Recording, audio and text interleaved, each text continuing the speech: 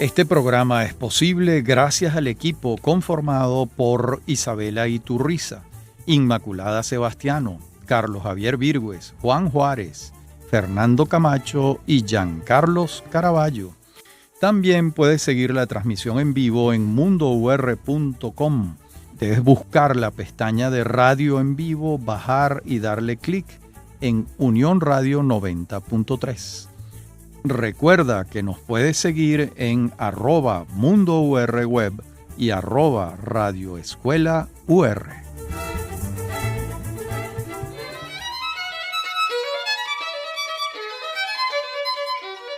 Venezolanos, en esta serie que venimos haciendo de Hispanoamérica, este es nuestro tercer capítulo, donde vamos a estudiar el momento en el que las élites criollas de Hispanoamérica van a fundar las repúblicas americanas en los territorios que entonces pasaron a ser antiguos territorios del Imperio Español en América. La puerta que abre este proceso ocurre en 1808, cuando tienen lugar los célebres, famosos sucesos de Bayona. ¿Qué ocurrió allí? Vamos a dar contexto para entenderlo. Carlos IV, meses antes, había declinado la corona en su hijo, en Fernando VII. A su vez, Napoleón Bonaparte, en su expansión a lo largo de Europa, había anunciado que iba a pasar por España rumbo a Portugal. Era de alguna manera un eufemismo, porque pasar por España para ocupar Portugal indicaba que también iba a ocupar España. Entonces, en ese momento, Napoleón llama a Bayona, un pueblo del País Vasco francés, muy cerca de la frontera entre España y Francia, llama a conversar al padre, a Carlos IV y a Fernando VII. Cada uno de ellos iba con un proyecto distinto. Carlos IV creía que lo lógico era que su hijo le devolviera la corona y que él pudiera gobernar en España en nombre de Napoleón. Fernando VII también buscaba la manera de gobernar en España, de reinar en España en nombre de Napoleón. Lo que era un hecho es que no había manera militar de que España, el reino de España, enfrentara a las tropas napoleónicas que venían conquistando toda la Europa continental. De modo que los dos van a Bayona y la coyuntura, lo que ocurre es que Napoleón Bonaparte pone la corona de España sobre su hermano José Bonaparte y deja presos, deja en cautiverio al padre y al hijo, a Carlos IV y a Fernando VII. Entonces eso está ocurriendo en 1808. De modo que técnicamente los territorios del Imperio Español en América pasaron a ser territorios de Francia. Eso es técnicamente lo que ocurre, pero ¿por qué esto no se materializa de una manera efectiva? Por varias razones. Primero, el proyecto de Napoleón no era la conquista de América, era prioridad seguir avanzando en el territorio europeo y quién sabe si llegar más allá, pero en tierras continentales, no a través de los mares. Entonces, pensar que Napoleón iba a destinar una armada para la conquista de América no es algo que tenga fundamento pleno en la realidad. Entonces, para las élites criollas se crea un problema difícil de resolver, porque esas élites criollas no aceptan a Francia, no aceptan ser súbditos del imperio napoleónico, de ninguna manera lo aceptan, y a su vez le habían entregado su soberanía, le habían jurado lealtad a Fernando VII. Entonces empiezan a estar entre dos aguas y comienzan a tomar unas decisiones vamos a llamarlas eclécticas para que la audiencia entienda el proceso.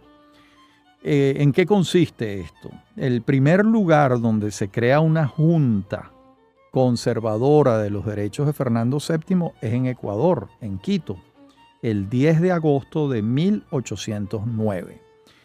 ¿Cómo funcionaba esta junta?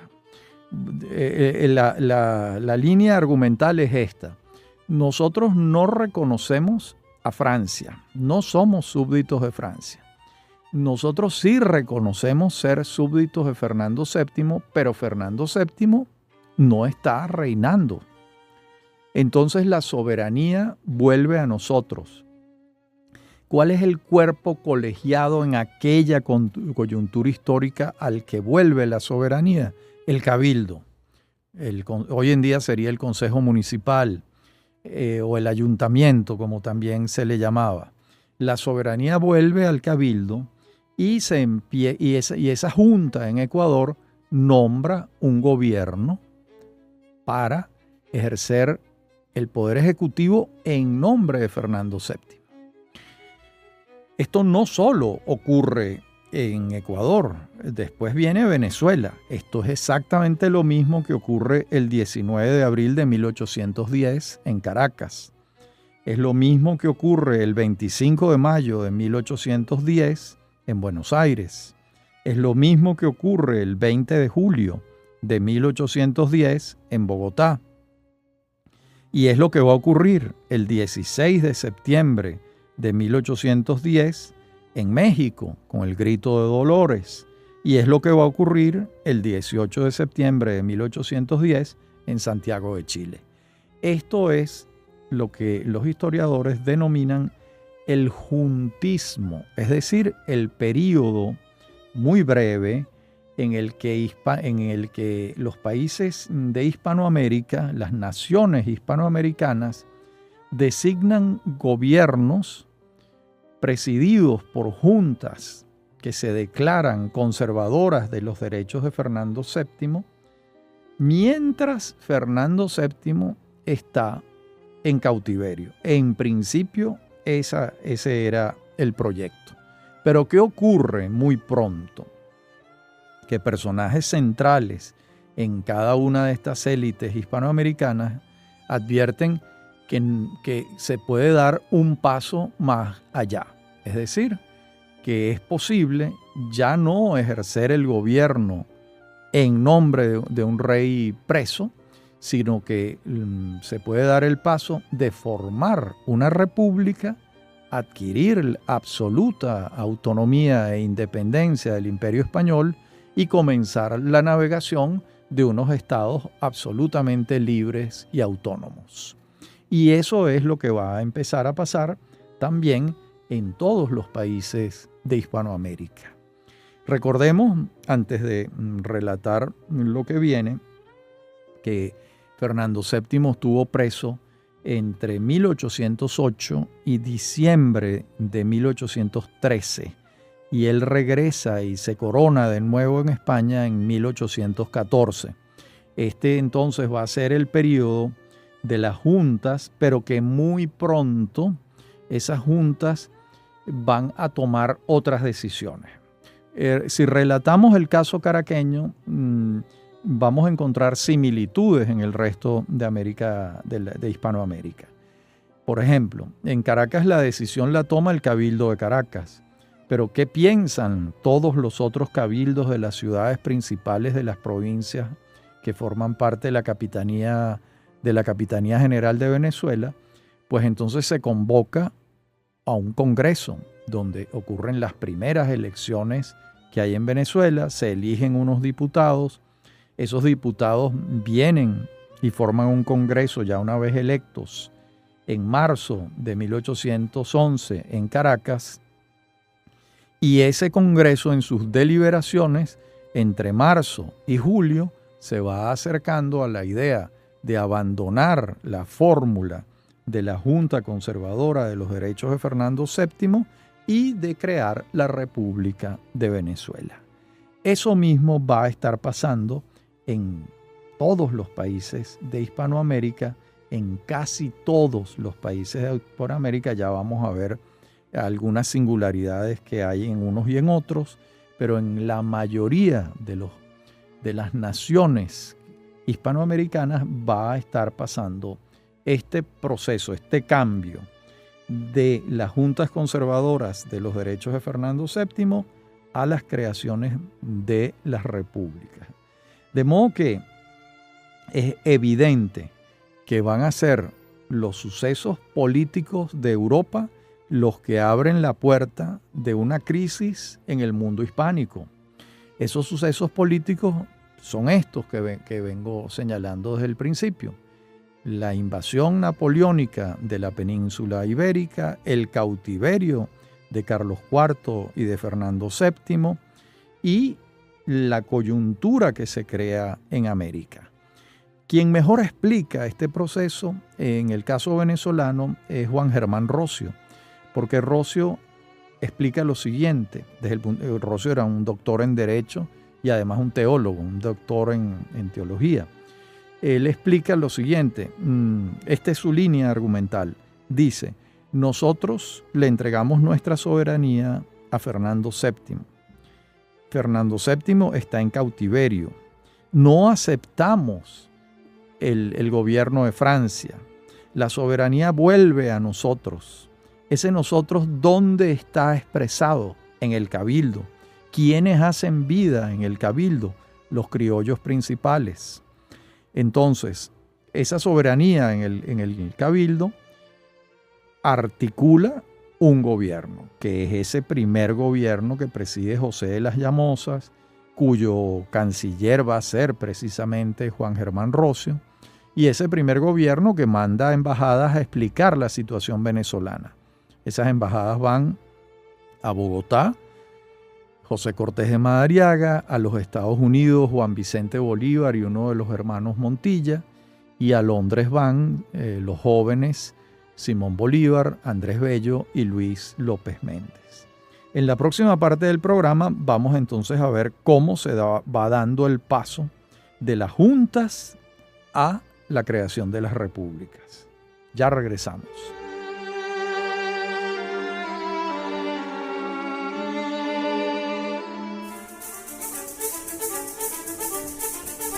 En breve continúa Venezolanos. Somos Unión Radio Cultural.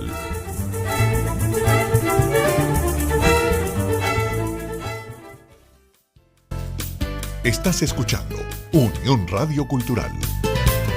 Este y otros programas de Venezolanos los puedes oír en formato podcast a través de Anchor.fm. Para alguna sugerencia sobre este espacio, pueden escribirnos al correo rafaelarraiz@hotmail.com y en Twitter @rafaelarraiz. Somos Unión Radio Cultural.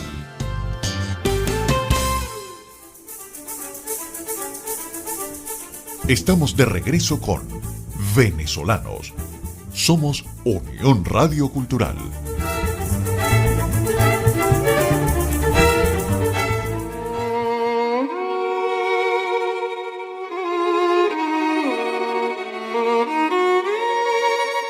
Decíamos en la parte anterior del programa que veríamos en esta el paso de las juntas a la creación de las repúblicas.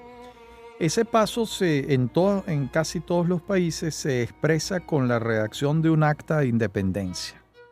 En el acta de independencia, la nación expresa, ya sea la nación venezolana o mexicana o argentina, cualquiera, la nación expresa su voluntad de constituir una república independiente y abandonar los lazos con el Imperio Español, negar los lazos con el Imperio Español, no aceptarlos más. Incluso algunas actas de independencia explican el motivo por el que están haciendo esto. El acta de la independencia de Venezuela la redactó Juan Germán Rocio, por ejemplo. Él explica allí por qué se está tomando esta decisión. Entonces, las actas de independencia lo que van a expresar es el nacimiento de las repúblicas. Después vienen la redacción de las constituciones. Entonces tenemos la primera nación que decide constituirse en una república autónoma en Hispanoamérica es Venezuela, y su acta es del 5 de julio de 1811. Le siguen Colombia, o Nueva Granada en este caso, que era como se llamaba, el 16 de julio de 1813. Después viene México el 6 de noviembre de 1813. Argentina el 9 de julio de 1816. Chile el 1 de enero de 1818. Perú el 15 de julio de 1821. Guatemala el 15 de septiembre de 1821. Honduras el 15 de septiembre de 1821. Costa Rica el 29 de octubre de 1821. Bolivia el 6 de agosto de 1825. Recordemos que Bolivia es un país que se ha creado en el Alto Perú. El Alto Perú se separa de Perú en una asamblea en Chuquisaca y deciden constituirse como un estado autónomo distinto a Perú, y en homenaje al libertador de esos territorios, que es Simón Bolívar, deciden darle el nombre de Bolivia. Y hay un diputado allí en Chuquisaca, en la asamblea de Chuquisaca, que da la razón por la que el país debe llamarse así. Dice: si de Rómulo, Roma, de Bolívar, Bolivia. ¿Cuál es el argumento? Los países y los continentes, casi sin excepción, llevan nombres femeninos. Históricamente ha sido así. ¿Por qué? ¿Por qué llevan nombres femeninos? Porque la tierra, al igual que la mujer, es la madre, es la fuente de vida. Entonces es un homenaje a la mujer o a lo femenino que los países lleven nombres femeninos. Y del apellido Bolívar pasamos a la República de Bolivia, el 6 de agosto de 1825. Hay casos, como les decía, singulares en esta lista que vengo elaborando de actas de independencia. Después veremos una lista de constituciones. Un caso singular es el de Uruguay, por ejemplo, porque Uruguay se independiza de Portugal, porque realmente Brasil ocupa a Uruguay entre 1817 y 1825. Entonces, cuando Uruguay se está independizando y redacta un acta de independencia el 25 de agosto de 1825, no se está independizando de España, sino de Brasil, que la ha ocupado. Recordemos, para entender esto, que Brasil fue un imperio monárquico hasta el año 1891, hasta el año 1889, cuando se crea la República Federativa del Brasil. De modo que el caso de Uruguay es muy curioso por esa circunstancia, porque no se están independizando de España, sino de Brasil, que es un imperio tributario, vamos a llamarlo así, de Portugal. El otro caso extraño es el de Paraguay, porque Paraguay no redacta un acta de independencia, sino una constitución, y redacta la constitución en 1842. Pero en Paraguay gobierna desde 1810 y hasta 1840 Gaspar Rodríguez de Francia, que fue un dictador en el Paraguay que ocupó la presidencia, funda una república, pero no con métodos republicanos, porque lo esencial en una república democrática es la alternabilidad en el poder, y Rodríguez de Francia gobernó 30 años, de modo que en ese sentido es un caso singular, distinto, en todo este orden que venimos señalando. E incluso en esa Constitución Nacional que se redacta en 1842 en el Paraguay, se alude como el país que amenaza su autonomía a Argentina y no a España, porque España ya en 1842 había desaparecido completamente de la América hispana. No tenían ninguna posibilidad de recuperar territorios en estas latitudes. Otro caso curioso es el de hoy en día la República Dominicana, porque hay una primera independencia en 1821 con José Núñez de Cáceres. Después viene una situación compleja entre Haití y Santo Domingo, hoy República Dominicana. Esa situación se prolonga entre 1822 y 1844.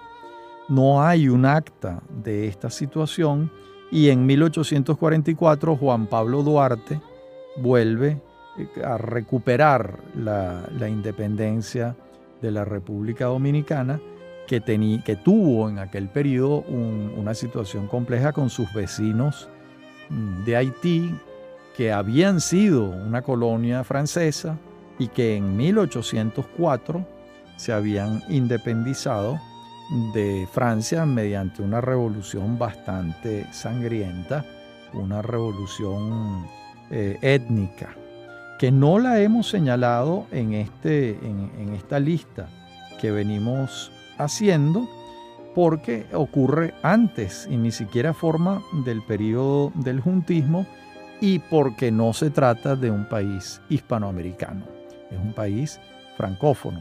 Y nuestra historia, que este desarrollo capitular que venimos haciendo en estos 10 programas, se concentra exclusivamente en Hispanoamérica. Hacemos algunas menciones a Brasil porque, bueno, es inevitable, pero tampoco forma parte de la historia de Hispanoamérica en estricto senso, en un sentido bastante más preciso. Luego vamos a tener, por ejemplo, un país ya más tardío, como es el caso de El Salvador, cuya autonomía empieza a manifestarse claramente a partir de 1859. Vamos a tener el caso de Brasil, que me detengo a explicarlo, aunque sea brevemente. Entre 1807 y 1821, Brasil forma parte del Reino de Portugal, pero a partir de 1822 se convierte en el Imperio de Brasil con Pedro de Braganza o Don Pedro I. Y esa condición imperial de Brasil se va a extender hasta 1889, cuando se funda una república en Brasil. Esa república se llama, hasta el sol de hoy, República Federativa de Brasil. No es la más antigua, es decir, no es la más reciente de las repúblicas creadas. Todavía más cercana en el tiempo es Cuba, que fue fundada el 20 de mayo de 1902 como república. De modo que fue lo último que perdió España en América. Incluso hay un refrán español: más se perdió en Cuba, cuando quieren decir que eso fue todavía más importante que lo que se está perdiendo ahora. Es un refrán que se aplica en determinadas circunstancias en España. Y la última es Panamá, el 3 de noviembre de 1903, cuando Panamá se separa de Colombia. Eso era un territorio colombiano. Panamá se separa de Colombia y se convierte en una república autónoma con el respaldo de los Estados Unidos. Colombia puso muy poca resistencia, más bien vendió ese territorio, recibió una cantidad de dinero importante y bueno, forma parte de este proceso la construcción del Canal de Panamá. En la próxima parte del programa seguiremos revisando toda esta situación. Ya regresamos.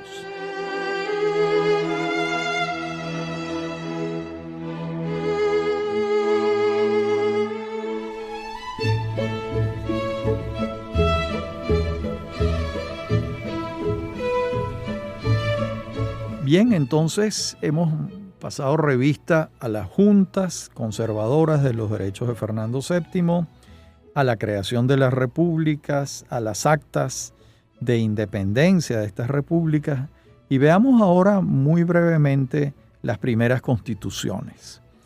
En 1811 vamos a tener la constitución, hay constituciones en Venezuela, en Colombia, en Paraguay. Por supuesto, estoy diciendo Colombia, pero ese nombre no existía, era Nueva Granada, pero lo digo así para que nos entendamos. En 1812 va a haber textos constitucionales en Perú, en Chile, en Ecuador, en 1819 en la Argentina, en 1826 en Bolivia, en 1830 en Uruguay, en 1891 la primera constitución brasilera. Bien, detengámonos un momento a ver la arquitectura constitucional de estos países hispanoamericanos. Aquí hay varios temas importantes y fascinantes. Ninguno de estos países, ninguno asume la democracia parlamentaria. Es decir, la democracia en la que el poder ejecutivo emana del Parlamento, como son casi todas las repúblicas europeas, como es Panamá, como es en Barbados, como es en Trinidad, probablemente en Jamaica, en todos esos estados caribeños que son herederos del Imperio Británico, que primero fueron territorios del Imperio Británico. Ninguna de las naciones hispanoamericanas asume la democracia parlamentaria, sino que siguen el modelo norteamericano. Recordemos que la primera nación que se constituye en una república en América es los Estados Unidos de Norteamérica. Esto está pasando en 1776 y la guerra en los Estados Unidos se prolonga de 1776 a 1783. Y ellos aprueban su primera constitución, donde está la arquitectura del Estado norteamericano, en 1787. Ellos son los que asumen la democracia presidencial representativa. Nosotros seguimos ese modelo. Hay que explicar por qué. Era muy difícil que siguiéramos el modelo de la democracia parlamentaria, porque todas las democracias parlamentarias en algún momento, incluso todavía hay muchas que son así, eran monarquías constitucionales. A ver, explico dónde nace esto. Esto nace en Inglaterra, en 1688, cuando la Revolución de la Gloriosa, el Parlamento inglés destituye a Jacobo II y designa a un nuevo rey, que es Guillermo de Orange, un holandés.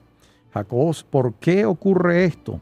Porque Jacobo II iba a tener como sucesora a su hija, que era católica, y la gran mayoría del pueblo inglés era protestante y no querían tener un monarca o una reina católica. Deciden destituir a Jacobo II y dan nacimiento a la monarquía constitucional. ¿Por qué? Porque cuando designan a Guillermo de Orange, casi no le dan atribuciones. A partir de allí, de 1688, las atribuciones pasan al Parlamento británico. Ahí está naciendo la democracia parlamentaria, también la monarquía constitucional, porque las limitaciones de Guillermo de Orange están en un Bill of Rights, están en una carta que se establece dónde están las funciones del rey, que son limitadísimas. casi inexistentes como es hoy en día en todos los países que conservan reyes, monarcas y que tienen democracias parlamentarias de donde emana el poder ejecutivo de ese parlamento electo. Entonces, ¿era posible que en América los Estados Unidos estableciera una democracia parlamentaria? Muy poco probable, porque ¿quién iba a ser el monarca si ellos estaban pasando la página de la monarquía?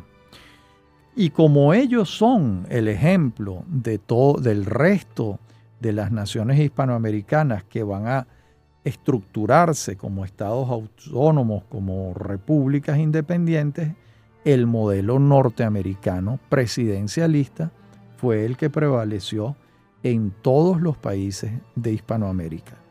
Fíjense que en América los únicos países los mencioné antes. Canadá, que es una democracia parlamentaria y un primer ministro.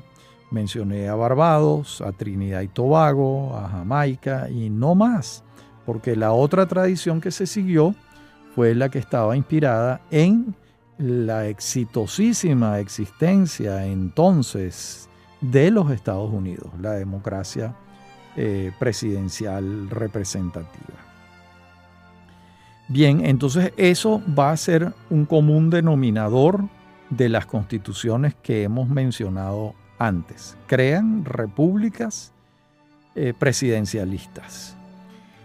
Bueno, pero también hay que señalar que toda esta situación no fue coser y cantar, y que hubo no pocas guerras, no solo de los españoles intentando recuperar sus territorios, sino también algunas guerras entre países de Hispanoamérica, que veremos en otra oportunidad.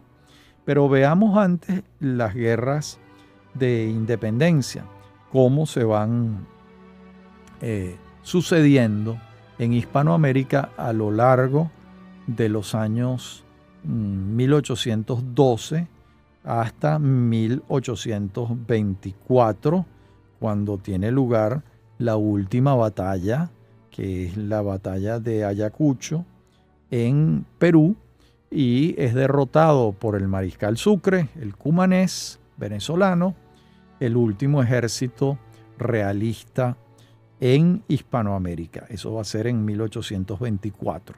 Entonces podemos señalar que las escaramuzas guerreras van a comenzar a partir de 1810 y hasta 1824, con distintas intensidades. Las guerras de independencia sucedieron así en los distintos países de Hispanoamérica.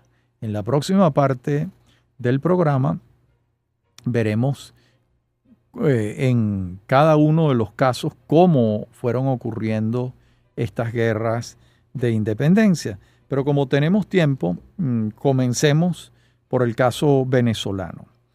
Recordemos que el 5 de julio de 1811 nace la República de Venezuela y la guerra comienza en 1812.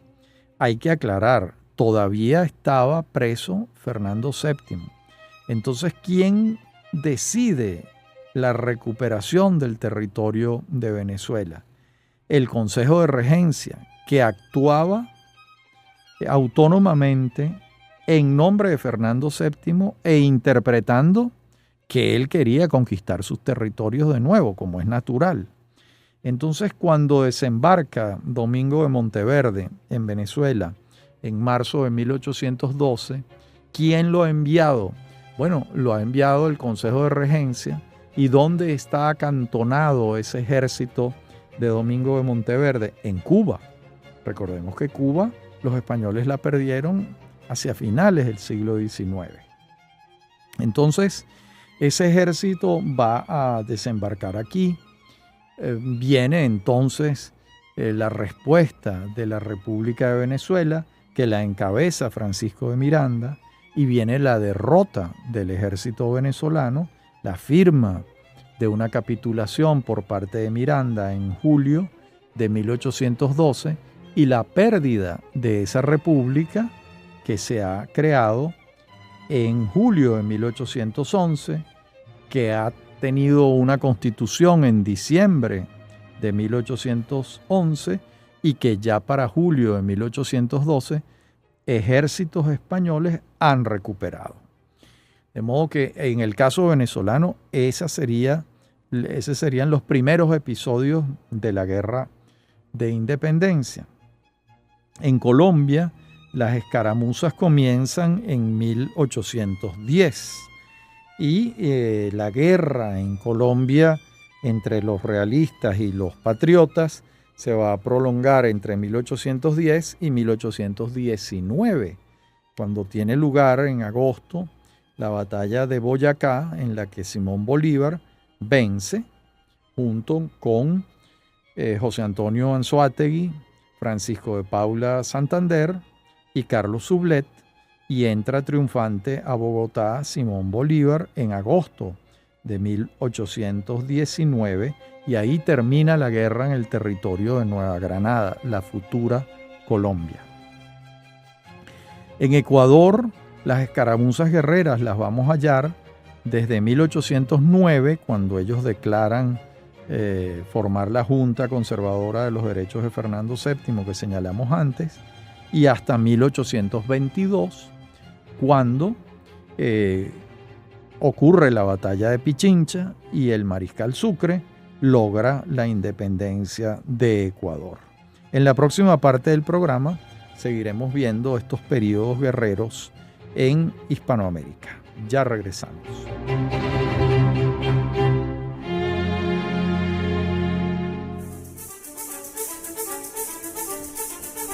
En breve continúa Venezolanos. Somos Unión Radio Cultural.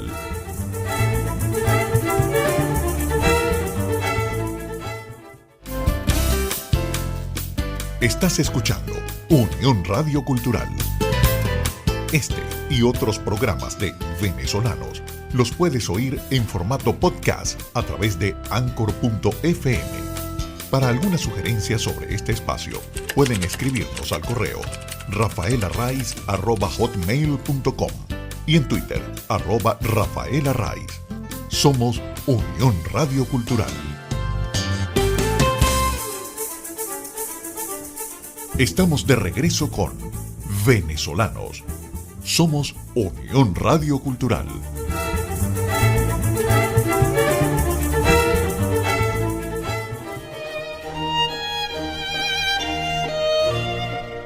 Seguimos en Venezolanos, en este recorrido que venimos haciendo por Hispanoamérica, en este capítulo donde nos hemos referido a la fundación de las repúblicas, a la diferencia que hay entre las juntas conservadoras de los derechos de Fernando VII y la creación propiamente de las repúblicas, la redacción de las actas de independencia, la redacción de las primeras constituciones, y ahora estamos en el capítulo de las guerras de independencia, porque se crearon los estados modernos, pero vino la reacción española.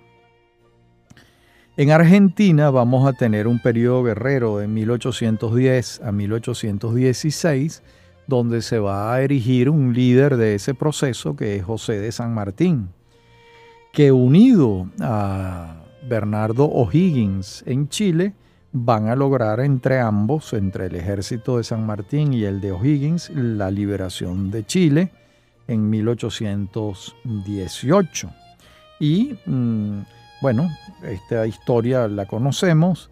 Van a encontrarse en Guayaquil el libertador del sur de América, que es José de San Martín, y el libertador del norte de Suramérica, que es Simón Bolívar. Viene la entrevista que tienen entre ambos. Lo que debe resolverse, al parecer, es quién va a enfrentar el tema en el Perú, porque una parte del Perú la había liberado San Martín y otra estaba por liberarla Simón Bolívar. San Martín se retira, regresa a Buenos Aires, está allá un tiempo y se va a Europa y sale de la escena. Y bueno, también tenemos a México con un caso muy particular, porque el grito de Dolores es de 1810 pero la creación de la República Mexicana pasa por muchas vicisitudes y complejidades muy particulares, porque los criollos propiamente mexicanos, la élite mexicana, no estaba a favor de la creación de una república. Realmente, de los países de Hispanoamérica, donde la rebelión es popular, es decir, es de los estratos más bajos de la sociedad, en contra de las élites, va a ser México. Y sobre todo los sacerdotes de la Iglesia Católica, como Hidalgo y Morelos, que van a ser los artífices, los arquitectos, los líderes de este proyecto inicial, porque los dos tuvieron unas suertes trágicas, inicial de la creación de la República Mexicana. Pero lo que termina pasando es que se crea un imperio mexicano con Iturbide, Agustín de Iturbide. Es decir, la élite mexicana, los criollos mexicanos, en esa coyuntura no estaban a favor de la creación de una república, sino de un imperio propio, distinto al español. A lo largo de estos programas volveremos sobre este tema en algún momento. Hay dos puntos de inflexión en este periodo guerrero que tenemos que señalar y referir. Uno es que Fernando VII se pone la corona de España de nuevo en 1814 y que toma la decisión de recuperar los territorios de América y manda un ejército grande de 12.254 soldados a la cabeza de este gran ejército que llega en un convoy, en una armada gigantesca. Está Pablo Morillo. Esto está ocurriendo en 1815 y Pablo Morillo recupera el territorio de Venezuela, el territorio de Nueva Granada, el territorio de Quito, que después se llamó Ecuador, y los patriotas han perdido.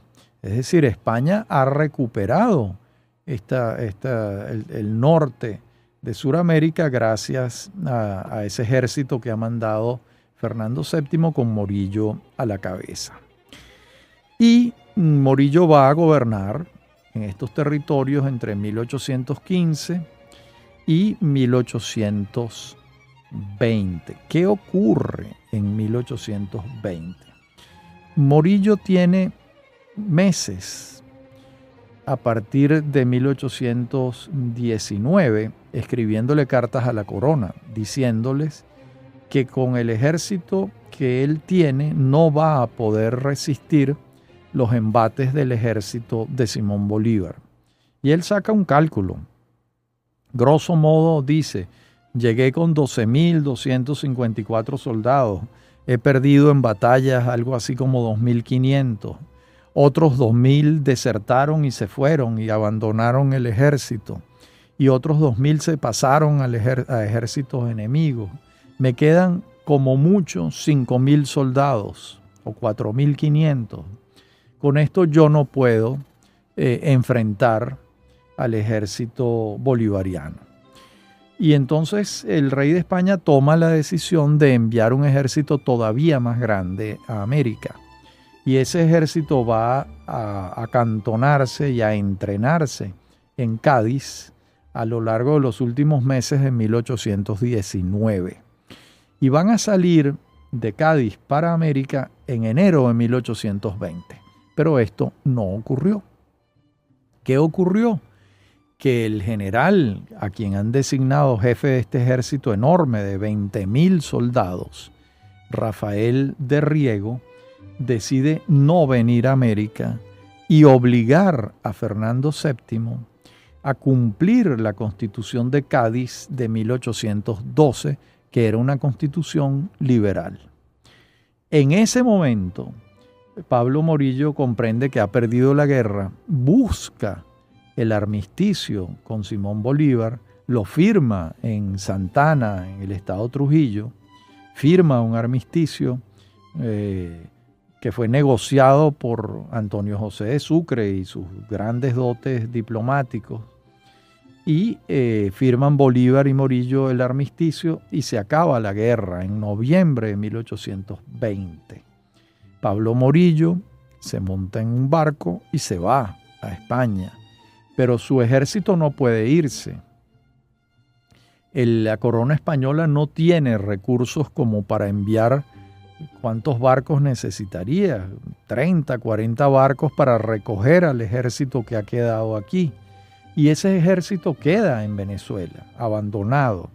Ese es el ejército que va a dar la batalla de Carabobo en junio de 1821, que va a ser una de las últimas batallas, no la última, una de las últimas batallas que ocurrieron en Venezuela, porque realmente la última es la batalla naval de Maracaibo y el sitio de Puerto Cabello, ambas en 1823. Esta situación referida a México, Nueva Granada y Ecuador, en idénticas circunstancias se va a repetir en otras naciones hispanoamericanas.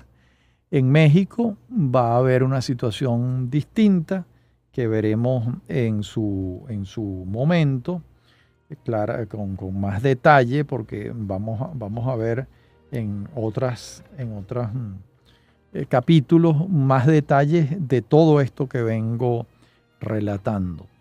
Y vamos a tener pues el último ejército español en Sudamérica, que va a ser el que está alrededor del virrey del Perú. Ese es el ejército al que va a derrotar Antonio José de Sucre en la batalla de Ayacucho en 1824, cuando cada uno de los ejércitos tiene alrededor de entre 8.000 y 9.000 soldados. Es una batalla grande, cuantiosa, y allí vence el gran mariscal de Ayacucho. Bien, este es el esquema central de estas guerras de independencia. En nuestro próximo programa vamos a ver lo que ocurrió en Haití, vamos a ver lo que ocurrió en México, vamos a ver la relación de México con los Estados Unidos, vamos a ver cómo fueron los hechos en la Argentina y vamos a ver cómo fueron los hechos en Centroamérica, para abundar todavía más en este esquema inicial que hemos referido a lo largo de este programa. Como siempre, muchísimas gracias por su atención en este tercer capítulo de este mapa hispanoamericano que estamos intentando hacer para ustedes. Hasta nuestro próximo encuentro.